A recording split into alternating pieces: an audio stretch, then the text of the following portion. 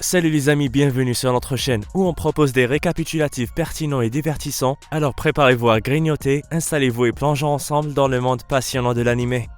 L'anime commence par un couple de chevaliers qui s'apprêtent à combattre un énorme monstre. Une dame appelée Toka et son maître Jiro regardent les soldats sur le champ de bataille qui tentent d'arrêter le monstre. Mais ils échouent car le monstre crache leur lance comme s'il s'agissait d'un cure-dent. Voyant cela, Jiro décide de s'occuper du monstre lui-même et saute dans l'action en libérant une puissance extraordinaire, en activant son épée sacrée et en fusionnant avec Toka afin d'utiliser le pouvoir de la glace pour geler le monstre.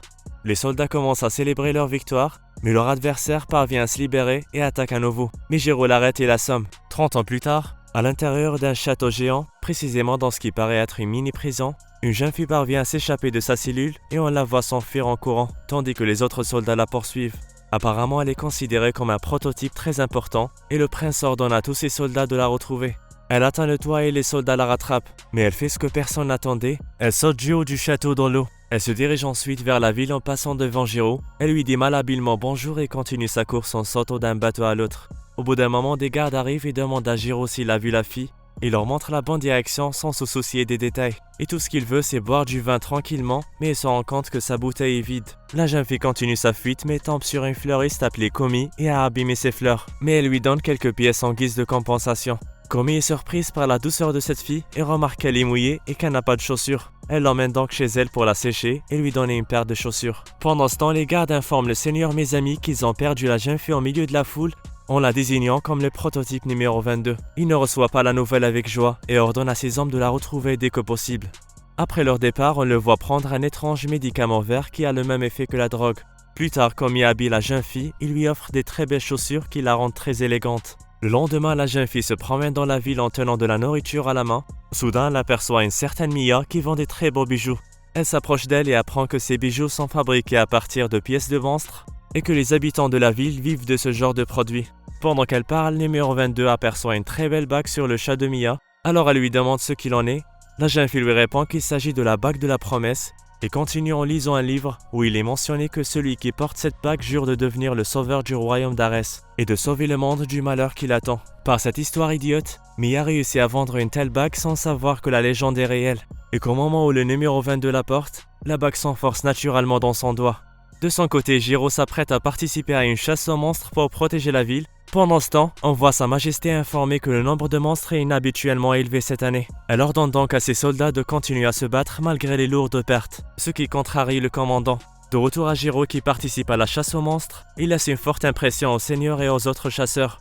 Le soir, alors que tous les chasseurs font la fête, Jiro ne semble pas s'en préoccuper et boit sa bière tranquillement jusqu'à ce que le seigneur Mesami arrive et s'assoit à ses côtés dans le but de parler avec lui. Le seigneur veut recruter Jiro pour son armée, mais celui-ci refuse et s'en va. Ailleurs, numéro 22 et Maya marchent seuls, mais soudain un des soldats l'aperçoit et appelle d'autres gardiens à la poursuivre. Et pour la ralentir, il lui tire quelques flèches. De manière inattendue, la bague commence à faire son effet et l'obscurité commence à entourer la jeune fille. Elle tue même certains de ses soldats, ce qui effraie le reste d'entre eux. Son corps se transforme également en énorme flamme qui brûle tout ce qui se trouve à proximité. Jiro l'aperçoit et a un flashback de son passé et comment Toka est morte. Pendant ce temps, une bête sans tête attaque la ville et sème la peur. L'homme saute pour sauver la jeune fille en premier et parvient à la calmer. Dans l'eau, il se présente et demande pourquoi elle est seule sans l'escorte d'un paladin. Puis il invoque son épée. Il demande la bénédiction des seigneurs pour qu'il s'unisse avec la jeune fille et lui offre son âme. Il commence à raconter une légende selon laquelle leur terre a été créée par des seigneurs, ce qui a rendu les bêtes furieuses et les a poussées à dévorer les humains, qui ont ensuite décidé de faire appel à la force de ces seigneurs pour se défendre. Et en entendant cela, le numéro 22 qui s'appelle Komi se transforme en une brillante source d'énergie et se fait absorber par le corps de Jiro afin de pouvoir l'utiliser dans son combat. Il se retrouve seul face à la bête géante et Komi révèle que c'est sa première fois et ne libère pas son véritable pouvoir, ce qui permet à la bête de dominer dans un premier temps. L'homme demande à Komi de se calmer et de se concentrer sur la destruction de son adversaire. Il lance une nouvelle attaque et parvient à couper le bras de la bête et la fille sent que l'œil du monstre est son point faible, alors elle pointe son épée sur ce point et le tue. Les deux âmes se séparent, la fille est impressionnée Mais l'homme s'évanouit d'épuisement, et Mia arrive pour les amener dans un endroit sûr où les blessures de Jiro seront soignées sans poser de questions. Le lendemain, le seigneur Mizami inspecte la scène où la fille a tué les soldats et comprend rapidement ce qui s'est passé. Il ordonne donc à ses hommes de se dépêcher de la retrouver. Pendant ce temps, les filles Komi et Mia profitent de leur temps ensemble, explorant la ville et savourant la nourriture délicieuse. Un flashback suit et montre comment Jiro a fait de son mieux pour sauver Toka après qu'elle a été attaquée par une bête. De retour au temps présent, notre homme se réveille d'un cauchemar où il est surpris d'entendre Mia convaincre Komi qu'il veut l'épouser. Il interrompt donc leur conversation et dissipe immédiatement la confusion, et explique le fait que les clercs comme elle ont des pouvoirs formidables, mais qu'ils perdent parfois le contrôle. C'est pourquoi ils ont besoin des paladins comme lui pour garder le contrôle de leur pouvoir, et ils deviennent en quelque sorte des outils pour chasser les bêtes géantes. Il lui demande alors pourquoi l'Empire la poursuit, mais elle lui répond que c'est compliqué. Plus tard, Mia et l'autre vont acheter quelque chose à manger et se rendent compte qu'ils doivent tripler la quantité pour que Komi soit rassasiée. Mais elles finissent par dîner dans un restaurant et rencontrent par coïncidence la fleuriste qu'on a déjà vue. Tout le monde semble passer un bon moment jusqu'à ce que les hommes de Mizami entrent dans le restaurant à la recherche de Komi. La fille panique en les voyant et a peur de répéter le même scénario quand elle a tué les soldats inconsciemment. La fleuriste se tient devant eux, mais la jeune fille l'interrompt et ses craintes se réalisent lorsqu'elle tue accidentellement l'un des hommes, laissant les autres en état de choc. Les choses deviennent peu à peu incontrôlables et pour éviter cela, Mia l'assomme et laisse les gardes l'emmener avec eux. Le lendemain, les filles se réveillent dans une cellule et on se rend compte que Mia a volé l'épée de Jiro. De son côté, l'homme s'aperçoit également que son épée a disparu. Il tente alors de l'invoquer, ce qui fait flotter Mia puisqu'elle est attachée à elle. Dehors, l'homme se demande pourquoi l'épée ne vient pas à lui, alors il se met à la recherche des filles et après une longue journée, il rencontre la fleuriste qui lui offre des fleurs et l'informe que les filles ont été enlevées par les hommes de Mizami. L'homme boit un peu d'eau et se précipite pour récupérer son épée. Au bout d'un moment, il arrive à leur cellule et trouve Mia coincée dans l'air. Il la met à terre et leur ordonne de le suivre tandis qu'il libère le passage en battant les soldats. Il leur demande ensuite de tenir sa lance pendant qu'il saute dans l'eau et nage vers un abri impérial, où l'homme décide de fusionner à nouveau avec elle afin de tirer sur le navire à nuit.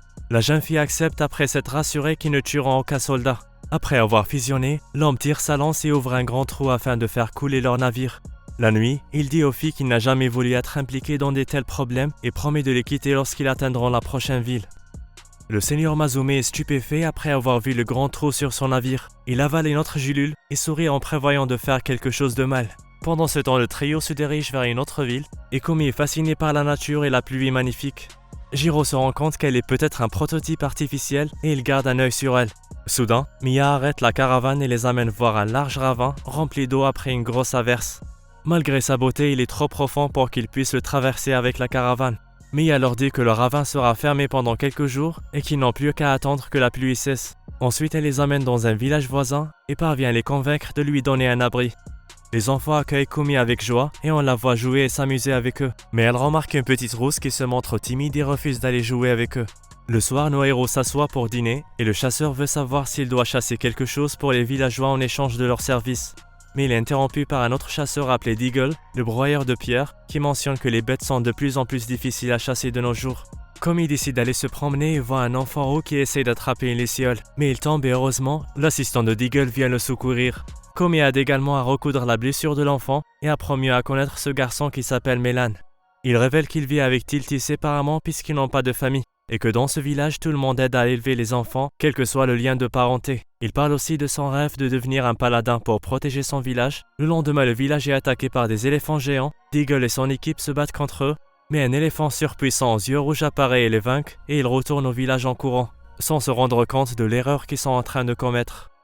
Au village, Komi dit que Tilty a disparu, alors Melan part à sa recherche, mais au bout d'un moment, elle apparaît avec une épée qu'elle offre à Komi pour la rendre heureuse. Le chef du village dit que Tilty est né avec la capacité de lire dans l'esprit des gens et de sentir les sentiments que les gens gardent au profond de leur cœur.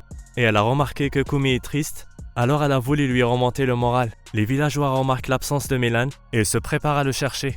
Pendant ce temps, le garçon est poursuivi par un éléphant aux yeux rouges et heureusement Jiro arrive à temps pour le sauver. Une bataille féroce s'ensuit et Jiro n'est pas en mesure de vaincre la bête malgré son pouvoir. Alors il fusionne avec Komi et termine rapidement la bataille en poignardant la bête droit dans son œil rouge. Il ordonne ensuite à Melan de se rendre au village et de garder le secret sur les détails de cette bataille. Deagle découvre la bataille et ordonne à son apprenti de récompenser Jiro pour lui avoir sauvé la vie. Nos héros repartent pour vérifier le ravin, mais le trouvent rempli d'eau et il leur est toujours impossible de le traverser. Et soudain Melan apparaît, disant qu'il veut récompenser le groupe pour son aide. D'une manière ou d'une autre, le paladin accepte sa demande et on les voit retourner au village. De l'autre côté, au palais royal, des rumeurs sur des monstres aux yeux rouges commencent à se répandre et il s'inquiète de ce qui va se passer. La nuit, on voit Jiro parier avec quelques types et réussir à faire fortune. Il achète donc toute la nourriture pour Komi et Mia.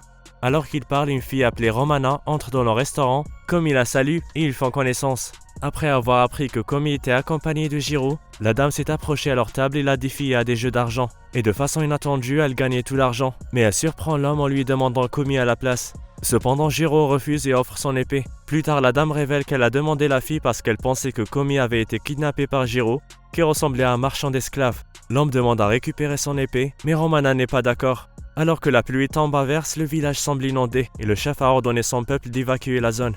Les choses empirent lorsque Deagle et Melan aperçoivent un énorme monstre qui attaque les villageois. Le chasseur tente de l'attaquer mais il n'est pas de taille face à une telle créature. Et heureusement elle disparaît rapidement, promettant de revenir à nouveau. L'apprenti emmène son maître chez Romana qui sait soigner ses blessures. Jiro lui propose son aide et décide d'aller l'affronter seul puisqu'il n'a pas l'œil rouge. Cependant, Romana demande à Komi de rester avec elle et l'aider à préparer les médicaments.